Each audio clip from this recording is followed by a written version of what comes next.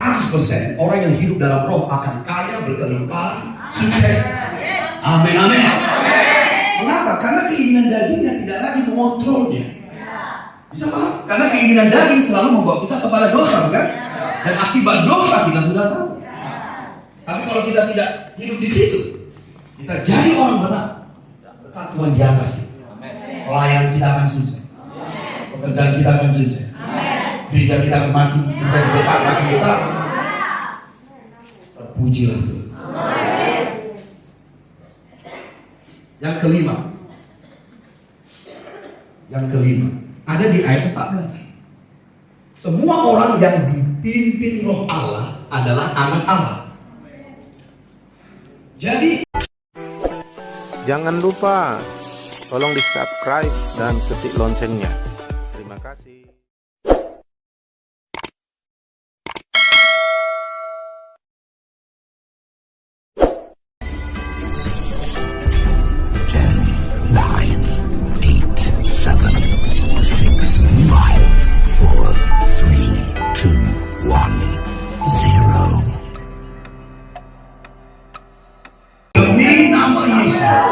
Selama firman disampaikan dari sini, roh pewahyuan bekerja di sana, roh pewahyuan bekerja di pikiran, di hatimu, roh kebenaran, roh hikmat bekerja di dalam nama Yesus. Matamu akan melihat, telingamu akan mendengar, hatimu akan memahami, hatimu akan mengerti. Roh wahyu akan bekerja dengan dahsyat dalam hidupmu demi nama Yesus. Di dalam nama Yesus, terimalah. Haleluya. Sekali lagi, Bapa yang baik, Engkau yang membuat semua ini terjadi. Acara dua hari ini bukan karena rancangan manusia, tapi karena kerinduan untuk menggenapkan rencana, berkorban untuk tujuanmu. Itulah yang kami kerjakan hari ini. Datang dari jauh, meninggalkan keluarga, kerjaan pelayan, karena kami tahu Tuhan ada yang spesial yang Kau sediakan selama tujuan untuk rencana. Bapa yang baik, tinggallah di tengah kami, diamlah di tengah selama event ini. Tinggallah. Haleluya. Pujilah nama, pujilah nama, pujilah nama. Demi nama Yesus berdoa, bersyukur. Kita yang percaya dan diberkati Tuhan, sama-sama berkata amin. Mari kita berikan tepuk tangan buat Tuhan. Baik, mari silakan duduk. Senang berjumpa lagi bersama saudara di sini. Ini untuk yang keseribukian kali saya hadir di sini. Saya berkumpul di ruangan ini. Dan saya tahu bahwa ini hari yang diberikan Tuhan bagi kita, dan Dia akan berfirman di tengah kita. Amin. Dan saya tahu juga bahwa firman yang datang pada kita hari ini dan besok akan mengubah hidup kita selamanya. Termasuk pelayanan, termasuk pekerjaan, kehidupan, sifat, karakter, pikiran, everything, semuanya yang akan bekerja di tengah-tengah kita.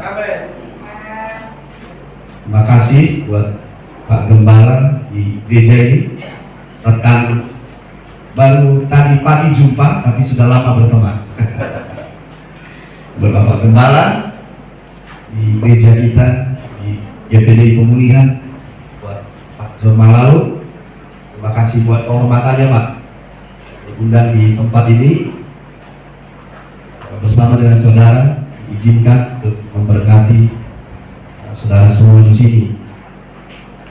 Dan juga buat saudara yang mendengarkan saya, karena bisa saja saudara pergi habis ini kan begitu. Terima kasih buat kehormatannya. Dan saya berharap selama saya 2 hari di sini, saya bisa memberkati hidup saudara semua. Amin, amin, amin. Saudara siap? Oke, baik. Haleluya. Saya exciting sekali. Saya bersemangat sekali untuk acara ini. Amin, amin, amin. Baik. Kita buka dulu dari kitab Roma. Dari kitab Roma. Semoga saya tidak salah bahwa ini seminar. Berarti lengkap. Sekalian kuliah umum. Haleluya. Berarti di sini lengkap ya catatannya, bukunya, Alkitabnya. Oke, baik. Karena saya akan mengajar dan juga mengimpar dan juga melatih kalau dikasih kesempatan bagaimana kita hidup dalam roh. Bagaimana kita berjalan dalam roh. Bagaimana kita bekerja dalam roh. Karena itu yang membuat gereja spesial. Karena gereja bukan organisasi. Gereja itu bukan gedung. Gereja itu tubuhnya sendiri. Dan Yesus adalah kepala kita. Dan kita adalah tubuhnya. Karena itu gereja itu bersifat supranatural. Setan tidak takut pada apa yang disebut fisik, senjata fisik, manusia dan lain-lain yang kelihatan. Setan tidak takut. Tapi dia takut pada gereja. Sebab gereja itu adalah alat satu-satunya dari Tuhan yang dapat beroperasi di alam roh dan diberi otoritas dari Yesus untuk mengusir setan-setan. Setan tidak takut dengan senjata nuklir. Setan tidak takut dengan upaya-upaya manusia. Tapi ketika gereja berdiri dan berkata dalam nama Yesus, setan harus segera pergi. Karena dia tahu otoritas yang dimiliki Yesus sudah diberikannya pada gereja. Dan bayangkan apa yang terjadi kalau gereja seperti ini berdiri di setiap kota. Maka setan, penghulu di udara, pemerintah di udara yang ada di kota itu harus menyingkir. Dan apa yang terjadi ketika setan dan kekuasaannya menyingkir? Damai sejahtera itu. Surga akan terbuka. Itulah sebabnya saudara, bahwa gereja adalah satu-satunya alat dari Tuhan yang mampu mentransformasi kota dan bangsa. Bukan presidennya, bukan para pembantunya. Karena setan tidak takut dengan itu. Tapi dia takut dengan gereja. Jadi pada saat gereja berdiri dengan benar, transformasi akan terjadi. Kota demi kota akan semakin lebih baik. Desa demi desa akan semakin lebih baik. Mengapa? Karena gereja itu membawa suplai dari sorga ke muka bumi. Itu sebabnya gereja itu juga disebut pintu gerbang sorga. Jadi sorga turun ke bumi itu hanya melalui gereja. Ketika gereja tertutup pintunya, sorga tidak bisa menginvasi bumi. Makanya bumi akan semakin merosot. Yakub di Kejadian 28 berkata, inilah rumah Tuhan, Betel, pintu gerbang sorga. Jadi rumah Tuhan, Betel, sebutannya adalah pintu gerbang sorga. Kau dan aku adalah pintu gerbang sorga. Haleluya. Itu sebabnya kita spesial. Katakan aku spesial. Sebab aku gereja. Alam maut, pekerjaan setan, sakit penyakit, kematian tidak dapat menguasaiku. Yesus berkata segala kuasa dan otoritas di sorga dan di bumi sudah diberikan kepada, dan apa yang diberikan kepadaku kuberikan pada. Karena itu pergilah, jadikanlah semua bangsa muridku. Bukankah itu aja? Tapi setan sering sekali menipu kita, memberikan pada kita gambar diri yang jelek. Kau tidak sekolah, kau perempuan, kau sudah tua, kau masih anak-anak. Lihat keluargamu tidak menerimamu. Semua bahasa-bahasa itu membuat kita lupa, tertipu kalau kita gereja. Bayangkan saja jika umatku merendahkan diri, mengakui dosanya, bertobat, menyebut, memanggil namaku, aku akan memulihkan negeri. Bayangin jangkauan kita itu satu negeri.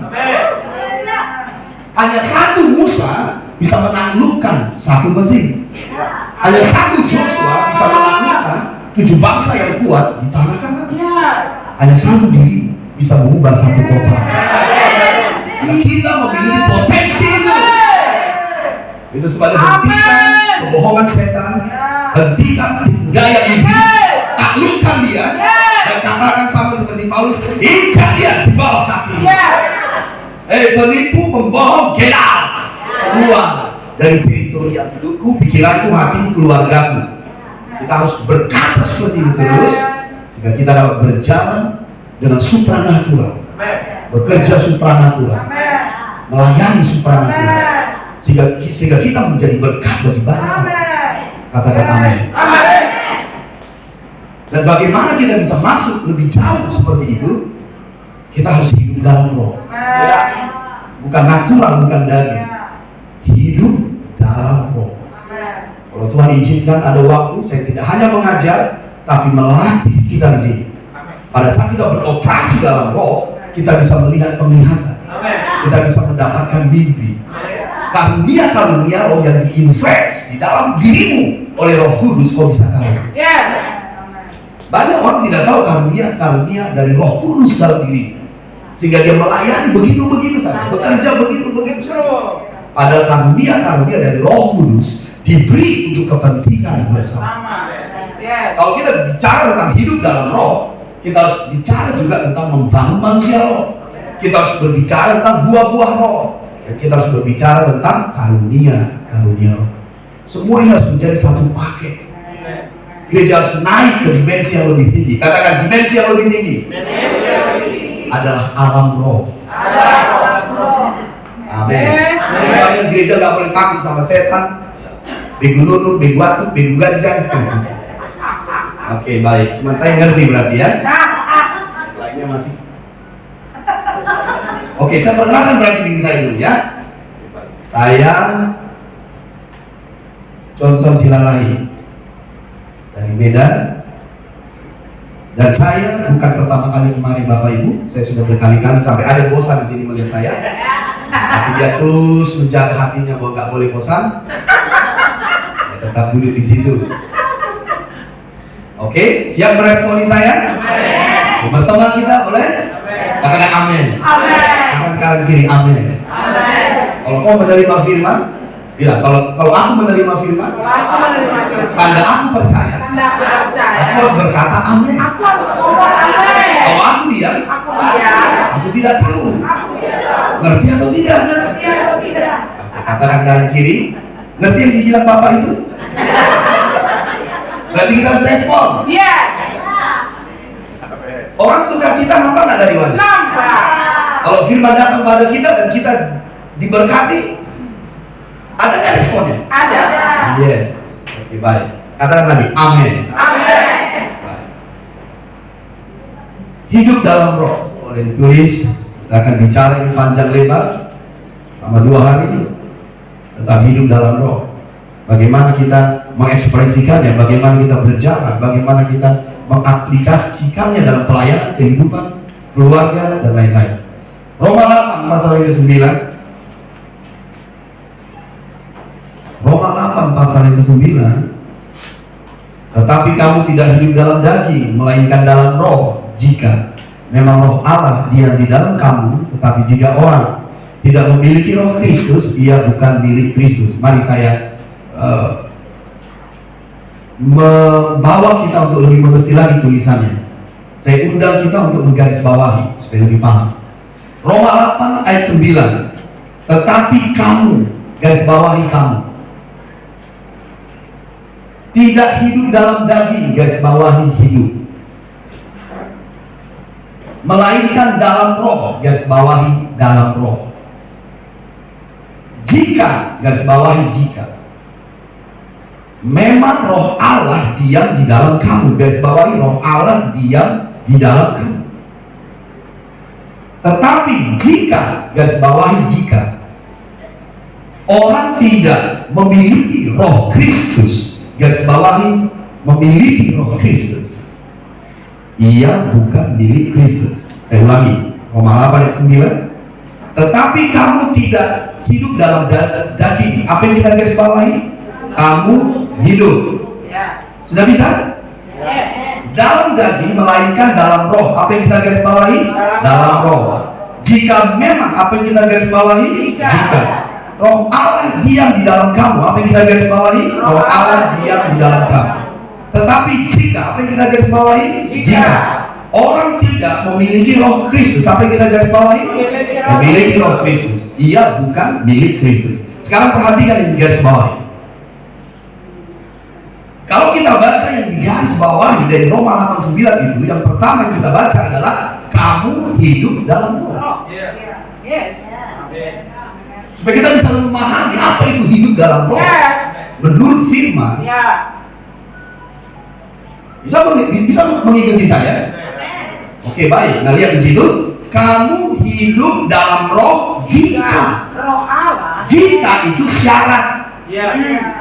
Syarat. Jika itu syarat. Kalau syarat ini tidak dipenuhi, orang tidak bisa hidup dalam roh. Yes. Bisa mengikuti saya? Jika kamu hidup dalam roh jika. Nah, syaratnya itu adalah roh Allah diam di dalam kamu. Yes. Tanpa roh Allah diam di dalam hidup kita, mustahil dan tidak mungkin kita hidup dalam roh. True. Tidak mungkin. Yes. Nah, lanjut lagi di situ disebut, tetapi jika ada syarat lagi di situ. Ini syarat untuk apa? Syarat untuk roh Allah diam. Iya. Karena tidak kepada semua manusia roh Allah itu diam. Ya. Saya ulangi, Roma 89, kamu hidup dalam roh. Jika apa? Roh Allah diam di dalam kamu. Roh Allah diam di dalam kamu jika apa? Jika Memiliki roh Kristus. Tidak semua roh Allah diam di dalam diri kita, kecuali mereka yang memiliki roh Kristus. Dan kadang kalau kita ditanya apa itu roh Kristus, banyak orang menyebut Yesus. Bukan. Konteks firman ini bukan Yesus. Yes. Konteks firman ini adalah rohmu yang segambar dan serupa dengan Yesus. Yes. Ini yang disebut kelahiran baru. Ini yang disebut benih dari Roh Kudus. Karena Yesus juga benih dari roh. Jadi waktu kita beriman pada Yesus, percaya pada Yesus, kita lahir dari Roh Kudus. Itulah sebabnya kita disebut anak-anak Allah. Karena mereka yang lahir dari Allah disebut anak-anak Allah. Dan anak-anak Allah itu roh, fisik. Kalau kita lahir dari orang tua, kita fisik. Tapi kalau kita lahir dari Allah, kita lahir dari roh. Sebab apa yang dilahirkan dari daging, apa yang dilahirkan dari roh, roh. Jadi rohmu yang baru dari Roh Kudus, itulah roh Kristus. Karena kita memiliki roh yang baru yang disebut roh Kristus, jadi roh Allah diam. Tidak pada semua orang. Yesus di sorga, Bapak Ibu. Dia duduk di sebelah kanan Allah Bapa sampai segala sesuatu dipulihkan baru dia datang. Jadi sewaktu kita menyebut Yesus di hatiku, betul, tapi literalnya bukan Yesus pribadi, tapi roh Kristus. Jadi pada saat kita lahir baru, kita memiliki roh yang baru, ciptaan yang baru, yang lama sudah berlalu, yang baru datang. Itu adalah benih ilahi. 1 Yohanes 3 ayat 9. Itu adalah benih Roh Kudus Matius 1. Dia segambar dan serupa dengan Yesus Kristus. Dan itulah yang membuat roh Allah dia.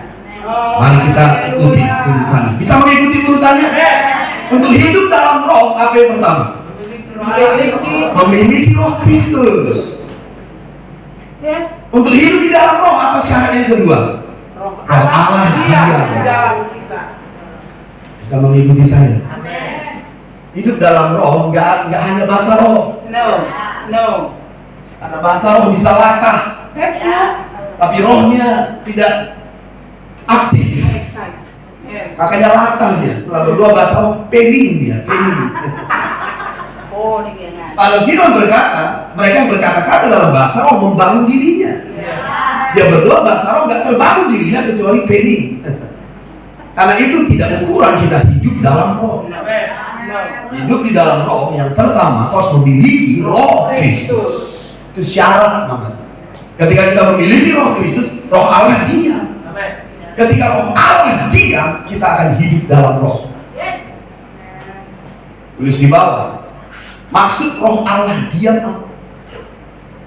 Nah, ini harus kita cermati baik-baik, karena kata diam itu bukan duduk tenang dan tak bekerja. Boleh saya ambil contoh? Ya. Saya punya rumah. Orang berkata, saya diam di rumah. Kalau saya diam di rumah, apakah saya duduk-duduk saja? Enggak. Saya akan ke belakang. Saya akan ke depan. Yes. Saya akan ke kamar. Ya. Saya akan ke pekarangan saya. Saya beraktivitas. Di rumah itu. Jadi roh Allah diam itu bukan duduk-duduk, tapi beraktivitas. Amen. Karena kita baiknya, rumahnya. Sama seperti kita diam di rumah, kan nggak duduk-duduk doang. Kita beraktivitas. Demikian juga roh Allah beraktivitas. Dia bisa ke jiwamu, ke pikiranmu, ke perasaanmu, ke emosimu. Dia juga bisa ke tubuhmu. Haleluya. Nah, pada saat roh Allah itu aktif, disitulah kita hidup dalam roh. Roh. Kalau roh Allah tidak aktif, tidak bisa kita hidup, bergerak, bekerja, melayani dalam roh. Tidak Nggak peduli bisa. seberapa indah lagu kita itu, Yes. seberapa bagus bahasa roh kita itu, nih atau never. Haleluya. Beri senyum. Haleluya. Kita ada janji tadi, beri respon. Amen. Kami senyum kanan kirinya. Yes. Bilang mengerti nggak? Iya. Haleluya. Harus ngerti. Jadi diam di situ bukan tidur. Roh Kudus sedang tidur, No, makanya no. nggak ada hadirat Tuhan. No. Diam di situ, dia bergerak, dia beraktivitas. Ya. Saya diam di rumah saya, bukan hanya di kamar. Mandi. Saya ke kamar tamu, saya ke kamar mandi, saya masak. Itu namanya beraktivitas. Dengar Bapak Ibu, Roh Kudus itu bisa menjangkau pikiranmu. Yes. Itu sebabnya kita bisa memiliki pikiran yang baru.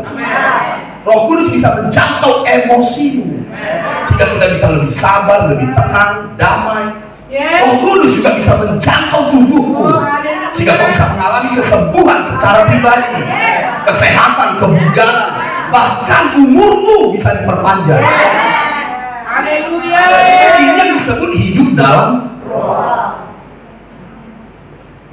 Jadi diam di situ bukan duduk, tidur, tapi beraktivitas. Sejauh ini bisa memahami? Baik, saya akan kasih definisi hidup dalam roh. Boleh ditulis. Hidup dalam roh adalah sebuah keadaan di mana roh Allah berdiam dalam diri kita, bekerja aktif dan dominan menguasai aspek hidup kita.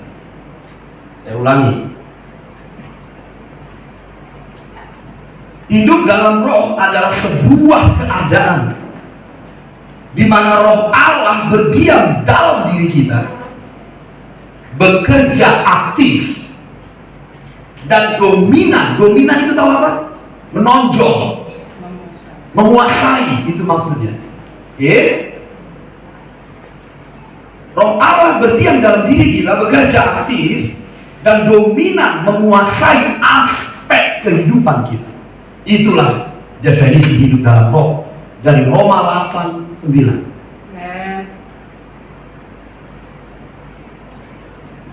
Sejauh ini bisa mengikuti saya? Saya berjanji kalau ada waktu saya akan mengaplikasikannya di ruangan ini. Bagaimana kita bisa mengalir dalam roh, berdoa dalam roh, dan seterusnya. Semoga waktunya ada. Bisa paham maksud saya? Karena ini sangat penting. Inilah kehidupan gereja. Dan definisinya kita tahu dari firman, bukan dari buku-buku. Inilah firman Tuhan mendefinisikan hidup dalam roh. Mari kita ulangi. Roma 8:9. Tetapi kamu tidak hidup dalam daging, melainkan dalam roh. Jika itu syarat. Memang roh Allah diam di dalam kamu. Jadi roh Allah harus diam dalam hidup kita supaya kita bisa hidup dalam roh. Berarti tidak semua orang Tidak. Tapi mereka di mana roh Allah diam, Yes. mereka itulah yang hidup dalam roh. Yes. Tetapi jika ini syarat lagi, syarat untuk apa? Syarat untuk roh Allah diam, memiliki roh Kristus. Ini roh kita yang baru, yang diciptakan segambar dan serupa dengan Yesus. Amen. Ini bukan Yesus, ini roh Kristus. Bisa paham maksud saya? Jadi untuk kita bisa hidup di dalam roh, roh Allah harus diam. Yes. Untuk roh Allah diam, kita harus memiliki roh Kristus. Diam di situ, saya sudah menjelaskan bahwa dia aktif, dia bekerja, dia dapat menjangkau pikiranmu sehingga kita bisa mengalami terobosan dalam pikiran, memiliki pikiran Kristus, kemudian emosi kita, tubuh kita, kehendak kita akan lihat nanti semua. Jika roh Allah diam, dia bisa menjangkau pikiran, perasaan, kehendak, bahkan tubuh.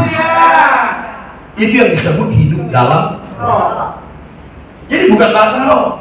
Jadi bisa nggak aku hidup di dalam roh di pekerjaanku? Kenapa tidak bisa? Sebagai guru, sebagai pebisnis, sebagai pelayan, sebagai petani, bisa. Yes. Ini bukan kehidupan hanya di gereja ini. No. Ini kehidupan 24 jam. Yes. Sama seperti Yesus. Yes. Ya, ikutin saya sebentar. Sama seperti Yesus, benar. Yesus usia 30 tahun dia dibaptis Yohanes di Sungai Yordan. Yes. Ketika Yesus selesai dibaptis, langit terbuka, roh Tuhan turun. Kata turun di situ tinggal diam. Baik. Sejak itu Yesus dipimpin roh. Yes. Karena ketika roh Allah diam, baru kita bisa dipimpin roh. Yes. Dia dibawa oleh roh ke padang gurun. Yes. Yes. Kan itu namanya hidup dalam roh. Yes. Bukan sedang di gereja Yesus. Tidak. Dia 24 jam di luar. Ya. Come on. Yes. Roh Allah diam. Roh Allah memimpin, roh Allah membawa. Dan Alkitab berkata pelayanannya pelayanan roh. Ya. Dan gereja harus begitu. Tidak di sinagog ya. Jadi hidup di dalam roh, dipimpin oleh roh, dibawa oleh roh, melayani dalam pelayanan roh. Itulah Yesus. Sehingga kemanapun dia pergi, orang-orang dibebaskan, disembuhkan, dipulihkan, diubahkan. Amin. Amin. Ini bukan hanya sekedar kita nyanyi, ini hidup 24 jam. Haleluya, amin 2 kali. Amin. Agak dekat ke telinga saudaranya. Amin, amin, amin. Alright. Baik, mari kita lihat dulu definisinya. Hidup dalam roh adalah, mari kita baca bersama-sama dua-duanya. Hidup dalam roh adalah Sebuah keadaan di mana Allah diam dalam diri kita, bekerja aktif dan dominan, menguasai aspek hidup kita. nanti di apa ya, disetkan catatan. Nah, apa yang terjadi dalam hidup kita pada saat kita ada dalam hidup dalam roh? Kita akan lihat ada 14 poin yang akan kita lakukan. Oh, haleluya. Dan saya akan membagikan itu dari firman Tuhan supaya kita tidak berdebat. Karena kalau udah di firman Tuhan itu absolut. Yes. Oke? Pada saat kita hidup dalam roh, pada keadaan itu kita hidup di situ. Karena kita tadi sudah tahu bagaimana hidup dalam roh, kan? Kalau kita hidup di situ setiap saat, apa yang kita alami? Yes. Apa yang terjadi dalam hidup kita? Ada 14 poin. Saya akan bagikan selama 2 hari. Yang pertama yang terjadi dalam hidup kita pada saat kita hidup dalam roh itu, ada di ayat Roma 8 ayat yang pertama, ayat yang ketiga kita baca. Kalau kita hidup dalam roh, hidup dalam keadaan ini, roh Allah dia bekerja aktif, dia dominan, dia menguasai aspek hidup kita. Maka ini yang terjadi dalam hidup kita. Nomor 1 itu kita lihat dari ayat 1 sampai 3. Saya baca dan kita perhatikan bersama-sama. Demikianlah sekarang tidak ada penghukuman bagi mereka yang ada dalam Kristus Yesus. Roh yang memberi hidup, itulah roh yang diam tadi. Roh yang memberi hidup telah memerdekakan kamu. Garis bawahi, memerdekakan kamu. Sudah? Dalam Kristus dari hukum dosa, garis bawahi, dari hukum dosa. Dan hukum maut, garis bawahi, hukum maut. Sebab apa yang tidak mungkin dilakukan hukum Taurat, garis bawahi, hukum Taurat. Karena tak berdaya oleh daging telah dilakukan oleh Allah dengan jalan mengutus anaknya sendiri dalam daging yang serupa dengan daging yang dikuasai dosa karena dosa. Ia telah menjatuhkan hukuman atas dosa di dalam daging. Kalau kita baca yang kita garis bawahi itulah nomor satu. Apa yang kita alami ketika kita hidup dalam roh? Nomor satu, memerdekakan kamu dari hukum dosa, hukum maut, hukum tawar. Yes. Itu yang kita alami yang pertama. Haleluya. Karena roh yang diam di dalammu akan membawamu hidup pada hukum lain. Bukan hukum dosa, hukum maut, hukum Taurat. Kita bergerak dalam hukum roh. Bagaimana apa yang terjadi dalam hidup? Apa yang terjadi dalam hidup kita kalau kita tidak hidup dalam roh? Hukum dosa bekerja, hukum maut bekerja, hukum Taurat bekerja. Padahal kita sudah lahir baru. Padahal kita sudah percaya Yesus. Makanya jangan heran Bapak Ibu, dia udah pelayan, hidupnya masih dunia, sudah berkhotbah, hidupnya masih dunia. Dia berusaha keras untuk hidup benar seperti Yesus, nggak mau. Karena itu hukum Taurat. Tidak seorang pun benar karena mempraktekkan hukum Taurat. Karena hukum Taurat itu seperti ini: aku benar oleh kekuatanku. Gak akan bisa. Kita harus hidup dalam hukum lain, hukum roh. Saya melayani banyak orang seperti ini, bolak-balik di situ-situ terus dosanya, stres dia, frustasi dia. Kenapa di situ-situ terus dosanya? Bukankah Yesus sudah memakukan dosamu di kayu salib? Kenapa kita masih di situ-situ terus? Lalu kita mulai pesimis dengan firman, tidak lagi pengharapan karena setan membunuh pengharapan ini. Padahal kalau kita memahami kebenaran dan kebenaran memerdekakanmu, dan kebenaran itu adalah seperti ini: kau harus hidup dalam hukum lain. Kau nggak bisa menang dengan hukum itu. Kau harus hidup dalam hukum roh. Kalau tidak, kita bolak-balik di situ. Lihat bangsa Israel, kenapa mereka mati di padang gurun? Karena mereka keliling-keliling 40 tahun. Kerajaan Allah tidak pernah keliling-keliling, dia selalu maju. Nah, kalau hidup kita di situ-situ terus, itu namanya keliling-keliling. Satu hari pasti tewas itu. Tewas secara rohani. Makanya setelah 20 tahun dia bertobat dan nampak dia di dunia kan? Kenapa dia? Saya kasih sebuah rahasia ya. Dulu dia begitu on fire. Setelah 10 tahun mulai lambat. Mulai itu ada dosa. Nah, dia coba mulai ingin hebat dengan kekuatannya, nonsen. Oke, saya biasa bahasa saya keras-keras, tapi saya baik saudara. Kalau saya bertanya pada saudara yang hadir di sini, hukum dosa itu apa? Hukum maut itu apa? Hukum Taurat itu tadi apa? Apakah aku sudah dibebaskan dari hukum dosa? Kenapa aku masih berdosa? Kenapa aku diperbudak dosa? Marah aja gak bisa aku handle. Oke, baik. Karena udah mulai diam lagi ini sih. Gak apa-apa, Yesus kita baik. Amin, amin, amin. Saudara tahu hukum dosa itu apa? Kita lihat Roma pasal 7. Hukum dosa itu begini. Ya. Roma pasal 7. Hukum dosa itu begini Bapak Ibu. Roma pasal 7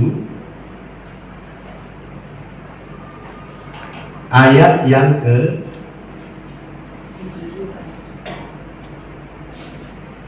kita baca di ayat yang ke-21.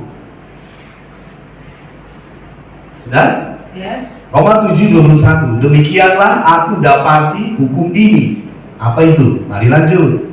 Jika aku menghendaki berbuat apa yang baik, yang jahat itu ada pada.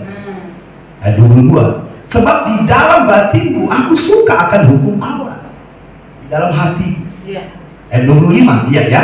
Tetapi di dalam anggota-anggota tubuhku, di dalam tubuh kita ini, anggota-anggota tubuh kita ini, aku melihat hukum lain. Udah? Yang berjuang melawan hukum akal budiku, hukum Allah tadi. dan membuat aku menjadi tawanan hukum dosa. Bisa mengerti? Hukum dosa yang ada di dalam anggota tubuhku. Jadi hukum dosa itu ada di mana? Iya, di anggota tubuhmu. Kalau kita tidak hidup dalam roh, hukum itu yang aktif. Makanya dia selalu berjuang membawaku untuk tidak mengenal Allah, menyembah Allah, hidup dalam Allah. Dia selalu membawaku dalam dosa dan dosa. Karena ada hukum di situ. Hukum itu apa? Harus. Lanjut. Aku manusia celaka. Iyalah. Kalau hukum dosa yang aktif, siapakah yang akan melepaskan aku dari tubuh maut? Karena hukum dosa selalu membawa kita pada maut, kematian, sakit penyakit, kemelaratan, kemiskinan, semua. Syukur kepada Allah, ayat 25, oleh Yesus Kristus, Tuhan kita. Itu maksudnya apa? Syukur kepada Allah, ada hukum lain. Yesus memberi kita hukum lain, sehingga aku dibebaskan dari hukum dosa. Jadi hukum dosa ini itu bekerja di dalam anggota tubuh kita. Dalam bentuk apa? Keinginan, hawa nafsu. Bisa mengerti? Perbuatan-perbuatan daging. Bukan fisik ya. Bukan karena begitu kita jadi nggak memelihara tubuh kita, bukan. Itu keinginannya, hawa nafsunya, dia di dalam itu. Makanya kita nggak boleh jadi salah menafsirkan. Tubuh nggak penting, siapa bilang? Tubuh baik Roh Kudus. Coba kalau kita demam, mana mungkin efektif menyembah Tuhan? Roh penurut, daging lemah. Serohani apapun kita, kalau udah demamnya tinggi, flu-nya tinggi, kena lagi COVID, mana bisa menyembah Tuhan? Ada yang bisa? Tolong ajari saya. Nggak akan bisa itu. Jadi maksudnya itu, dia keinginan, hawa nafsu. Bisa paham? Nah, kalau kita tidak hidup dalam hukum roh, hukum dosa ini akan aktif. Makanya bolak-balik jatuh. Mengapa? Dia hukum. Selalu ada selama dagingnya ada. Ngerti maksud saya? Selama tubuh kita ini masih hidup, dia ada di situ. Bagaimana kita lepas? Ya matilah. Tapi kan kita masih hidup nih. Ada hukum lain. Haleluya. Karena nggak boleh dong kita mati. Nggak boleh. Karena kalau mati memang kita nggak ada keinginan. Karena keinginan itu di tubuh. Masih hidup. Yes. Itulah hukum dosa. Kita lepas oleh hukum lain. Hidup dalam roh. Amin. Ada amin. Amin. Apa yang kemudian? Hukum maut. Apa hukum maut? Semua yang disebut akibat dosa.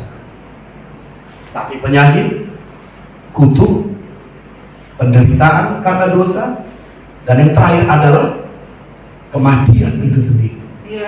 Jadi hukum maut adalah semua akibat dari dosa. Kita kena hukum maut. Makanya selalu ada akibat dosa karena ada hukum maut. Tapi syukur pada Yesus, kita dapat pengampunan oleh darah Yesus. Kalau nggak ada darah Yesus, kita akan kena akibat dosa. Terus ketika kita berdosa, Tuhan ampuni aku, darahnya menyucikan aku, akibat dosa disucikan. Bisa mengerti maksud saya? Tapi kalau kita tidak hidup dalam hukum roh, hukum lain, kita akan mengalami akibat dosa. Itu hukum maut. Amin 2 kali. Amin. Lalu tarik nafas. Haleluya. Bisa lanjut? Apa yang ketiga? Hukum Taurat. Apa itu hukum Taurat? Benar dengan kekuatan. Itu sebabnya kita muncul apa? Tertuduh. Kenapa? Nggak berhasil. Muncullah roh tertuduh, perasaan berdosa, perasaan tertolak, perasaan nggak berharga. Mengapa? Karena kita mencoba benar oleh kekuatan dan nggak sanggup. Karena ketika kita nggak sanggup, nggak mampu dan jatuh, muncullah roh tertuduh, roh tertolak. Itu hukum Taurat itu. Perasaan berdosanya apa?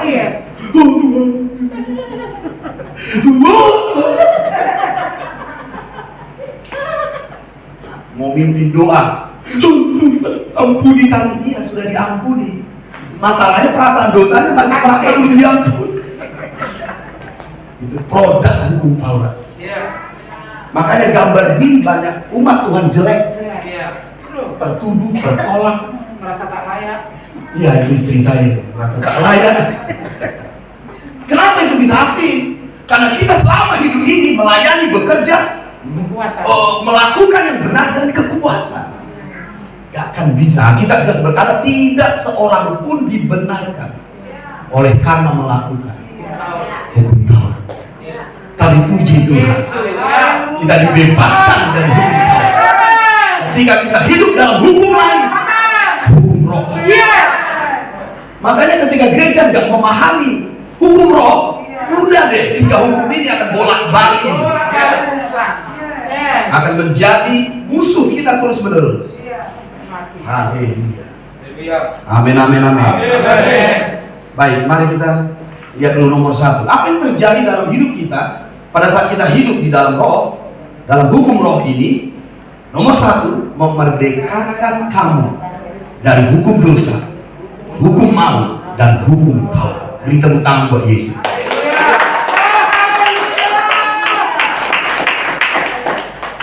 Mau yang kedua? Atau break dulu? Terus. Terus. Haleluya. Baik.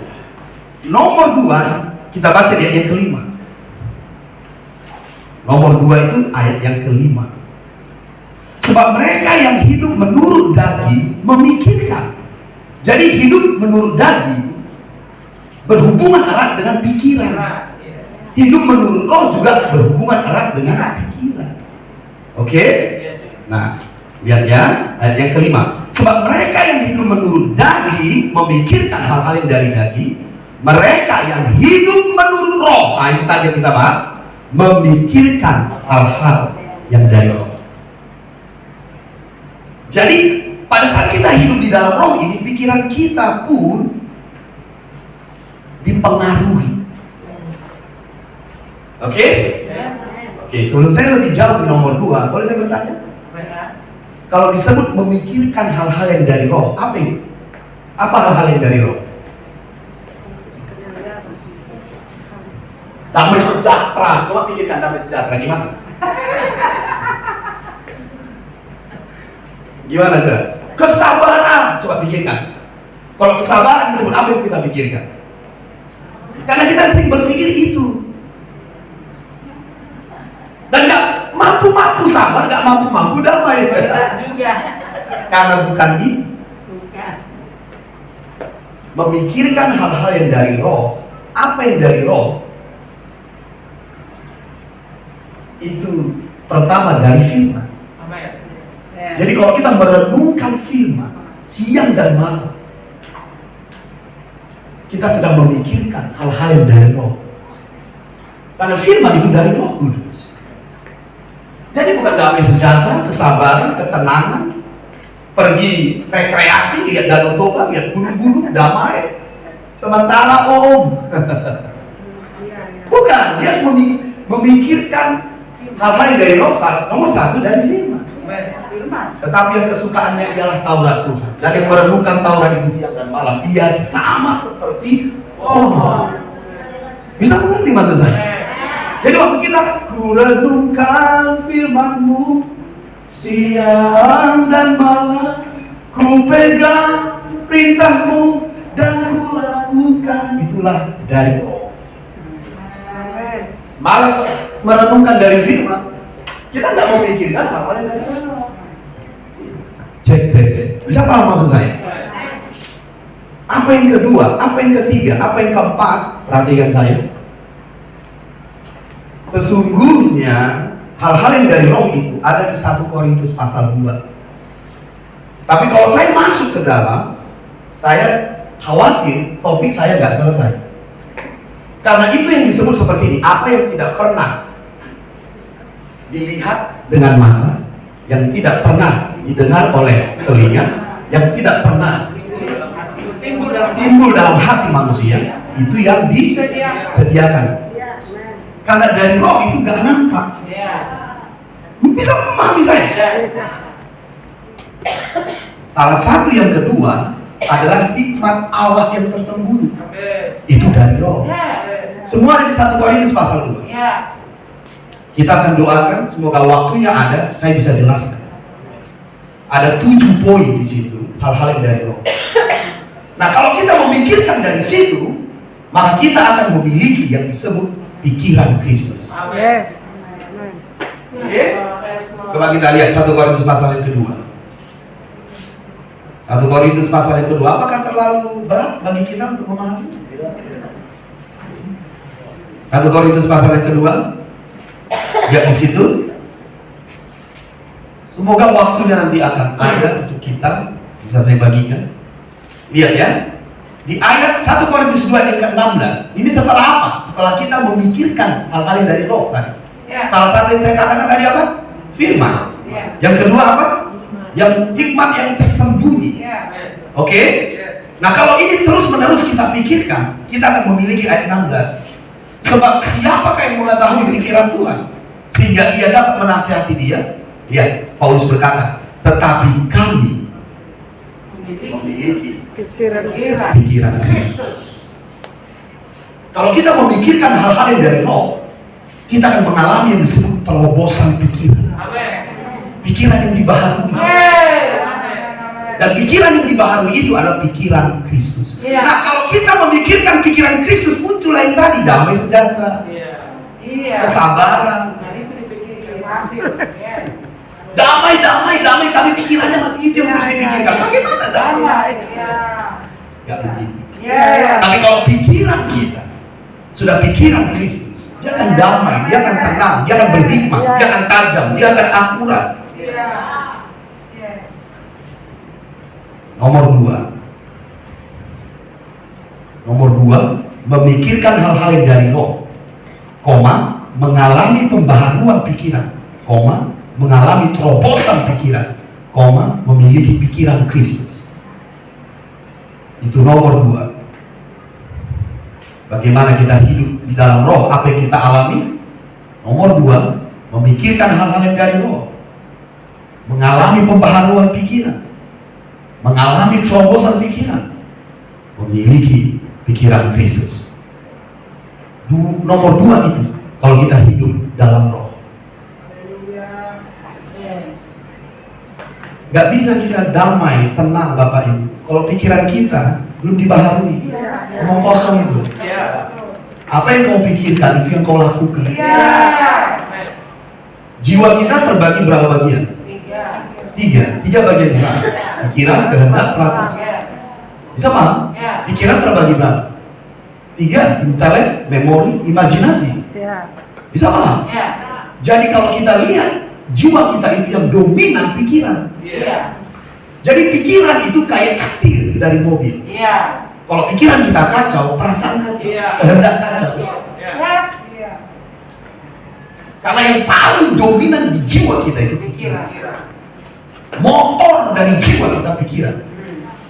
Maka perasaan ikut, keputusan kehendak kita ikut. Kalau pikiran kita nggak dibaharui, makanya perasaan kita masih duniawi kan? Kehendak kita pun masih keputusan manusiawi. Karena pikirannya itu, pikirannya itu belum mengalami terobosan. Karena belum memahami hidup dalam roh. Haleluya. Bisa mengikuti saya sejauh ini? Amin. Yes. Jadi kalau kita hidup dalam roh, dalam keadaan seperti ini, kita akan mampu memikirkan hal-hal yang dari roh. Kita mampu memikirkan hal-hal yang dari roh. Kita mengalami terobosan pikiran, mengalami pembaharuan pikiran, dan memiliki pikiran. Coba, apa salah satu contoh pikiran Kristus? Tidur di saat badai. Siapa bisa tidur di saat badai? Karena Yesus tidur di perahu kan? Ketika badai datang, air masuk ke perahu, murid-muridnya khawatir, takut dan berkata, "Guru, kita binasa." Karena Yesus tidur. Itulah pikiran Kristus.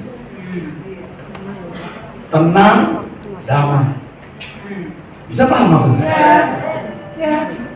Gak mudah panik, gak mudah takut, khawatir. Lalu didoakan, ada orang, siapa di sini yang dikuasai roh kekhawatiran, maju ke depan, maju. Didoain, demi nama Yesus, roh kekhawatiran, get out, pergi. Dia mengalami kebebasan, rabakan bahan, beda bahan. 2 minggu lagi, siapa yang di sini memiliki roh kekhawatiran, maju lagi dia. Yang kemarin itu kemana rohnya? Sadarkan itu pikiran. Kalau pikiran kita mengalami terobosan, Amin. hidup kita akan lebih baik, makin baik, sangat baik. Amin. Dan itu terjadi ketika kita hidup di dalam. Amin. Boleh satu poin lagi? Satu poin lagi ya. Nah, jangan cepat-cepat. Nanti habis bahannya. Iya dong, ini kan strategi. Nanti habis bahannya, apa yang dipotbahin kan? Nomor 3. Nomor 3 itu ada di ayat yang ke-10. Saya akan lihat semua dari firman supaya kita bisa memahami. Yes. Ayat yang ke-10, Roma 8:10. Tetapi jika Kristus ada di dalam kamu, kita tadi sudah bahas ini kan? Yes. Kalau Kristus ada di dalammu, itu rohmu, roh Kristus. Maka tubuh memang mati karena dosa, tetapi roh adalah kehidupan oleh karena kebenaran. Itu roh mana? Rohmu tadi adalah kehidupan. Bisa paham? Ayat 11. Dan jika roh Dia yang telah membangkitkan Yesus dari antara orang mati diam di dalam kamu. Sudah kita bahas tadi itu? Kalau roh Allah diam, sudah kita bahas tadi itu? Karena Kristus ada di dalammu kan? Roh Allah diam bukan? Ini yang akan kita alami, lihat. Maka Ia yang telah membangkitkan Kristus Yesus dari antara orang mati akan menghidupkan juga tubuhmu yang fana itu oleh rohnya yang diam di dalam kamu. Jadi roh Allah yang diam di dalam diri kita tidak hanya menjamah pikiran kita, tapi tubuhmu. Itu sebab saya sebutkan tadi bahwa roh Allah diam di dalam kita itu bukan hanya duduk, tidur, bukan. Dia aktif, dia bekerja, dia ke pikiranmu, ke tubuhmu, ke emosimu, kehendak. Itu hidup dalammu. Jadi setelah pikiran kita dijamah, tubuhmu dijamah. Jadi yang ketiga, tulis, akan menghidupkan tubuhmu yang fana. Akan menghidupkan tubuhmu yang fana. Maksudnya disegarkan, dikuatkan, disembuhkan, diperpanjang umurnya. Mau panjang umur? Hidup dalam roh. Yes. Aku mau hidup lebih lama, aku mau melihat cucuku, anak dari cucuku, cucu dari cucuku. Nah, 3 tahun dong. Mau berapa tahun dong hidup? Lihat manifestasi dari roh. Abraham berapa umurnya? Ishak lahir 100 tahun. Sarah berapa umurnya? 90 tahun. Coba bayangkan, setua itu bisa lahir anak.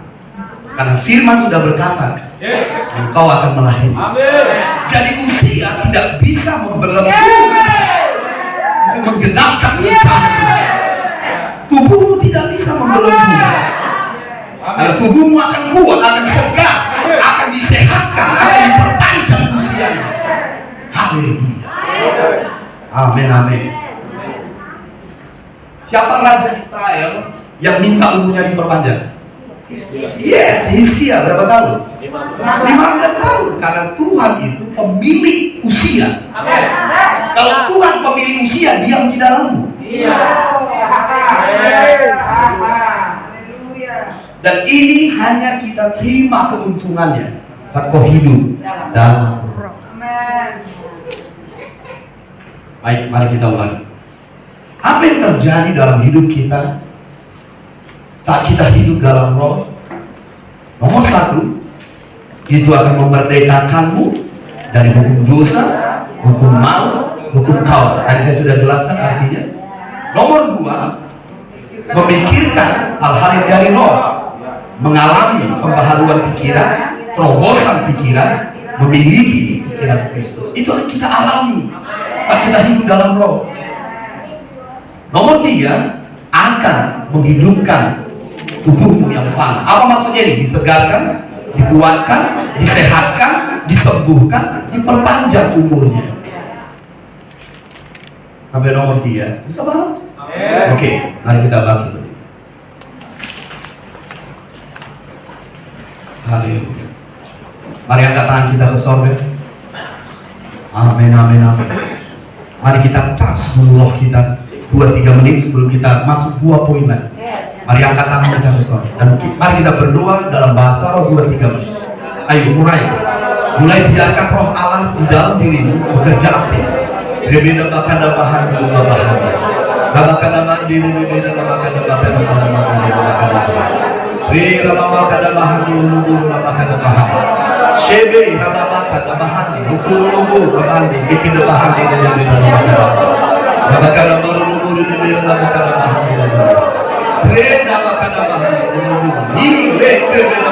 ya, teruskan berdoa.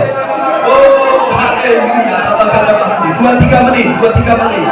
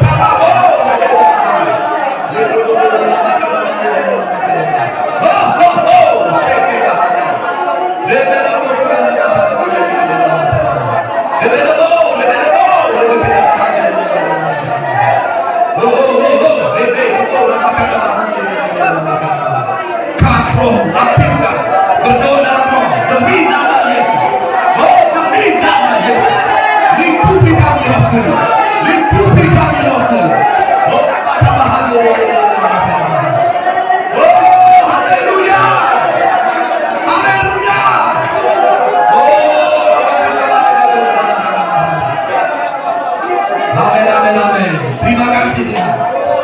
Lebih lagi kami rindu, kami lapar dan haus lebih lagi.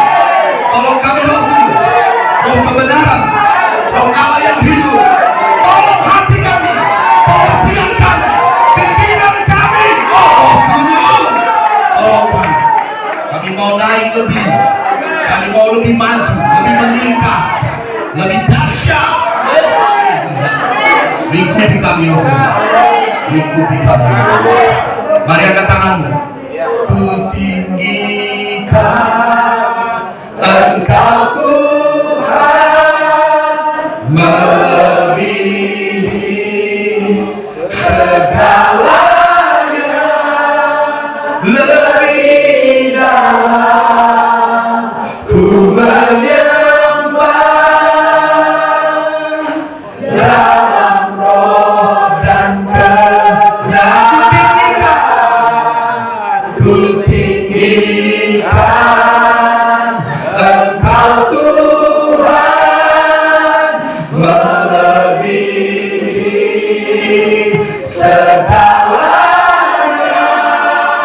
lebih dalam ku menyembah dalam roh dan kebenaran. Kutinggikan Engkau Tuhan, melebihi segalanya,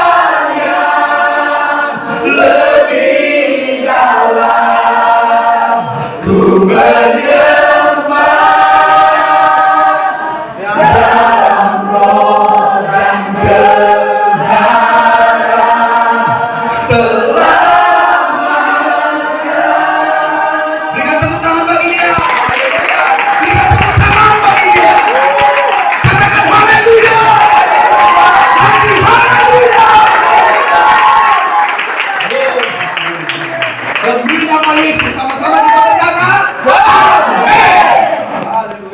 tepuk tangan sekali lagi. Kasih saya sekali lagi dengan dua-dua. Bang. Yes. Oke. Amin. Dahsyat. On fire. Juga lagi. Ya, wajah berkerut jadi kencang. Amin. Oke, baik, silakan dulu. Ya, tambahin 2 poin lagi. Setelah itu kita beri 2 poin lagi. Apa yang terjadi dalam hidup kita saat kita hidup dalam roh Allah yang ada di dalam kita bekerja aktif. Dia tidak saja di batin kita, tapi juga di emosi kita, di pikiran kita, menjangkau kita dan seterusnya. Dan yang keempat, ini yang kita alami. Ayat 12 dari Roma 8. Ayat 12 dari Roma 8. Mari kita baca dulu sebelum kita masuk ke poinnya. Jadi, saudara-saudara, kita adalah orang berhutang, tetapi bukan kepada daging, supaya hidup menurut daging. Sebab jika kamu hidup menurut daging, kamu akan mati. Tetapi jika oleh roh yang diam di dalam kamu tadi maksudnya, kamu mematikan perbuatan-perbuatan tubuhmu, kamu akan hidup. Jadi yang keempat yang kita akan alami saat kita hidup di dalam roh adalah mampu mematikan perbuatan-perbuatan daging. Mampu mematikan perbuatan-perbuatan daging. Makanya kalau kita nggak hidup dalam roh, bagaimana mungkin? Ayat ini jelas berkata, oleh roh engkau mematikan perbuatan-perbuatan tubuh. Roh itu dari mana tadi? Dalam. Ayat pendukungnya saya baca dari Galatia 5:16. Galatia 5:16 lebih jelas lagi dikatakan di situ, maksudku ialah hiduplah oleh roh, maka kamu tidak akan menuruti keinginan daging. Jelas sekali, bukan? Jadi hidup dalam roh akan memberi kita kemampuan, kasih karunia untuk mematikan perbuatan-perbuatan daging, hawa nafsu. Apa perbuatan-perbuatan daging? Baca Galatia 5:16 terus ke bawah. Ada poin-poinnya di sini. Di Efesus pasal keempat ada poin-poinnya lagi di sini. Saya nggak jelaskan satu persatu. Saya hanya mau fokus di sini dulu.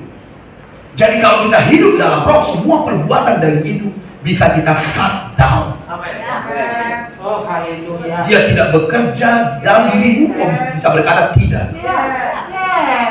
Kita akan mengalami pergumulan untuk hanya menang terhadap keinginan daging.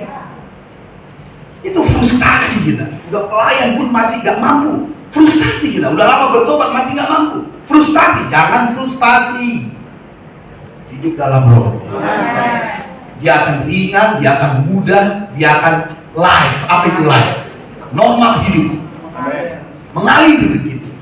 Karena saya mengalami. Dulu kita hanya untuk mengalahkan dosa-dosa tertentu rumit banget. Minggu depan jatuh lagi, minggu depan jatuh lagi.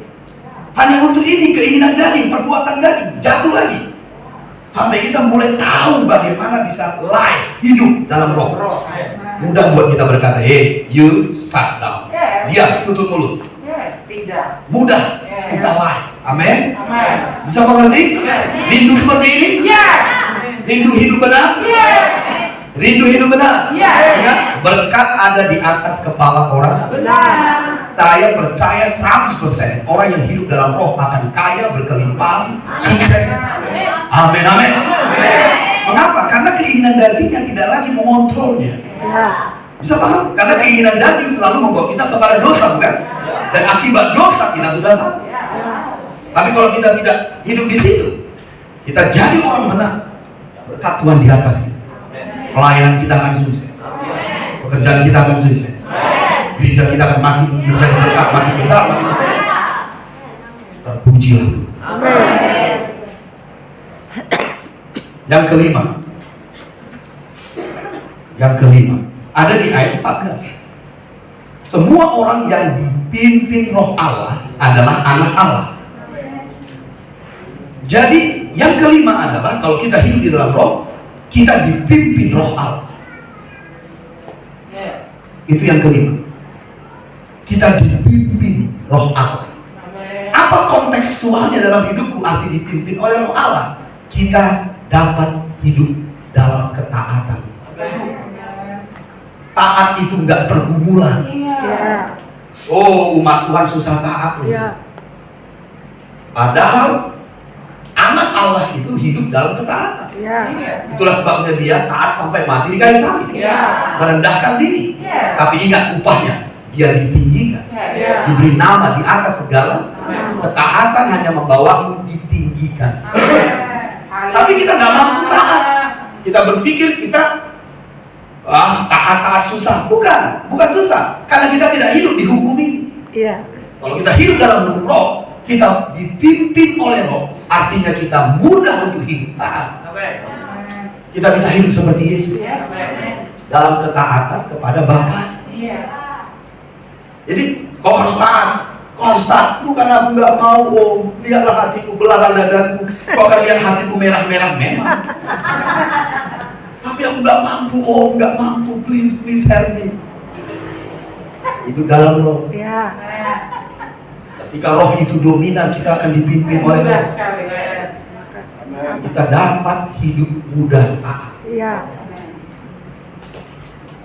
Haleluya. Jadi, mari kita simpulkan dulu. Nomor 1, apa yang kita alami?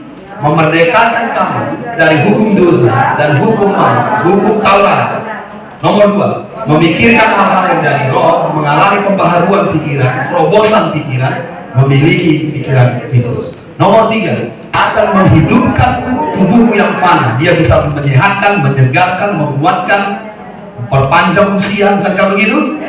Yang keempat, memberi kemampuan, kasih karunia pada kita untuk mematikan perbuatan-perbuatan daging. Dan yang kelima, dipimpin Roh Allah. Maksudnya, sanggup hidup dalam ketaatan. Kita semua umat Tuhan yang ada di ruangan ini, ketaatan adalah gaya hidup. Kalau Pak Gembala berkata, malam ini kita akan buat doa malam. Kita gak berkata lagi, masa tiba-tiba? Oh, prajurit Tuhan gak ada kata tiba-tiba. Minggu depan kita akan buat lagi seminar. Baru minggu yang lalu seminar. Besok kita akan doa puasa dan doa malam jam 12 di sini. Masa sih? Kenapa kita susah hidup seperti Yesus? Jangan stres. Kita perlu dihidup hukum lain. Hidup dalam. Dengar Bapak Ibu, kalau kita devotion, tahu devotion? Satu, kita buka firman itu hidup. Jadi kita baca firman jadi obat ngantuk. Kita hidup. Ketika kita menyembah seperti tadi, nggak ada gitar, nggak ada musik, lari. Kita bisa nangis. Hanya dengar kaset orang Yesus. Kita bangun. Kenapa? Roh kita aktif. Seperti rusa hidupnya jam 2 bangun kita. Jam 2 pagi maksudnya. Kenapa kita bisa bangun? Roh kita aktif. Orang yang hidup dalam Roh itu daya tahannya kuat. Dua semalaman mau bangun jam 2, dibangunkan Tuhan jam 2 untuk bersiapa? Dia mampu. Sendi-sendinya akan kuat. Remati akan pergi. Haleluya. Asam urat akan pergi. Dan dongan-dongan. Mengapa? Karena kita bisa bersujud, menyembah, tersungkur, memanggil nama Yesus, berdoa buat kota, berdoa buat area kita. Kenapa roh kita bisa seperti itu? Hidup dalam roh. Kalau kita melayani, bekerja dalam daging, capek, frustasi. Saya mulai melayani tahun 97. Dari kelompok kecil sampai kelompok besar, sekarang jadi gembala di Medan. Saya tahu apa yang kita alami kalau melayani. Saya tahu sih. Kadang kita dalam keletihan, capek. Mengapa itu bisa terjadi? Karena kita lahiriah. Mazmur 84 berkata begini, orang yang pergi ke Sion makin kuat. Jadi kalau kita naik ke gunung Allah seharusnya makin kuat, bukan makin capek. Karena kita lahiriah, makanya agak ya mana. Oh, hadirin. Oke. Amin. Nanti kita sambungin. Iya. Oke, baik. Hidup dalam roh, apa tadi definisinya, Bapak Ibu? Yuk kita baca lagi.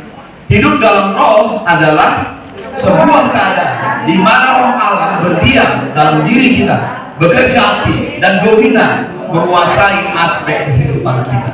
Nah, kalau kita hidup di sini, kita akan mengalami 5 poin tadi. Dan kita akan poin-poin yang berikutnya setelah break ini. Kita break dulu, kita berdoa. Bapak, terima kasih buat sesi ini. Kami kagum akan Engkau, dan kami tahu Kau sudah ada bersama kami di luar. Karena roh kami hidup, roh kami bangkit, mata kami terbuka, dan pengharapan yang besar muncul di batin kami. Oh Tuhan, mari teruslah bekerja, teruslah bekerja, teruslah bekerja. Terima kasih Bapak, terima kasih Tuhan. Kami siap untuk sesi-sesi berikut dalam kekuatan, kesegaran yang lebih. Terpujilah namamu, terpujilah namamu, terpujilah namamu. Dalam nama Yesus kami berdoa dan bersyukur. Sama-sama kita berkata, amin.